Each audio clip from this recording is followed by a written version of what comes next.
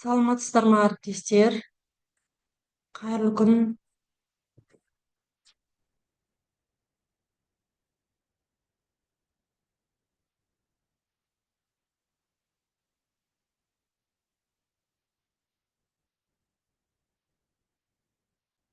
Тағы да саламатсыздар ма?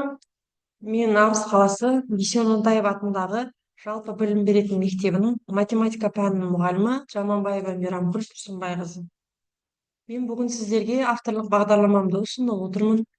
Авторлық бағдарламамның тақырыбы арифметикалық және геометриялық прогрессия.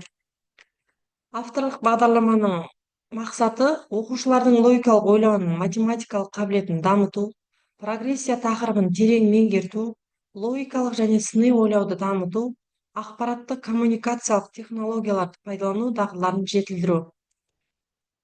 Бұл бағдарлама қабілетті оқушыларға арналған элективті курстың мазмұны тереңдетілген және практикалық есептермен толықтырылған.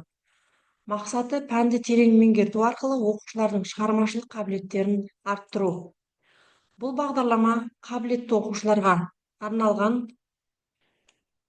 Бұл бағдарлама оқушылардың қабілеттері мен қызығушылықтарын дамытуға арналған топтық оқытудың бір түрі. Олар пәнді тереңдетіп оқытудың ең бұқаралық нысаны, оқытуды саралаудың негізгі құралдарының бірі болып табылады және оқушыларда білімнің жоғары деңгейін қалыптастыруға, оларды ғылымның маңызды жетістіктерімен таныстыруға, балалардың шығармашылық қабілеттерін дамытуға, білімді өз бетінше толықтыра білуге, ғылыми ақпаратқа бағдарлануға арналған. Мұндай сабақтар оқушылардың математика және оның қосымшалары саласындағы кәсіби бағдарлануына ықпал етеді. Оқушыларды емтиханға дайындауға көмектеседі. Мектептегі математикалық білім беруде жетілдіруде элективті курстар үлкен роль атқарады. Олар жаңа мазмұнды, оқытудың жаңа әдістерін іздеуге және эксперименттік тексеруге, зерттелетін материалдық көлемі мен күрделілігін кең ауқымда өзгертуге мүмкіндік береді.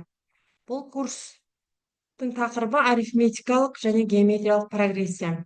Арифметикалық және геометриялық прогрессия туралы алғашқы түсініктер ежелгі халықтарда болған. Ежелгі дәуірден бізге жеткен прогрессияға арналған тапсырмалар экономикалық өмірдің сұраныстарымен байланысты болды. Өнімді бөлу, мұраны бөлу және тағы басқа. Ұлы ғалым Архимед прогрессиялар арасындағы байланысқа бірінші болып назар аударды. Фигуралардың аудандары мен көлемдерін табу үшін натурал сандардың квадраттарының қосындысының формуласын шығарды. Прогрессия терминін латын тілінен аударғанда прогрессион, жоғары қарай жылу дегенді білдіреді. Римдік автор Боэций енгізген және кең мағынада шексіз сандар тізбегі ретінде түсінілген. Арифметикалық прогрессия мүшелерінің қосындысының формуласын ежелгі грек ғалымы Диофонт дәлелдеген. Геометриялық прогрессия мүшелерінің қосындысының формуласы Евклидтің бастаулар кітабында берілген. Арифметикалық прогрессия әрбір мүшесі анықтамасы, әрбір мүшесі алдыңғысына тұрақты санды қосу арқылы алынатын тізбек. Бұл арифметикалық прогрессияның жалпы формуласы n тең a бірінші мүшесін қосамыз n-1 көбейтілген д-ға. Геометриялық прогрессияның анықтамасы әрбір мүшесі алдыңғы мүшені тұрақты санға көбейту арқылы алынатын тізбек. Бұның жалпы формуласы bn тең b1 көбейтілген q-дің n-1 дәрежесі.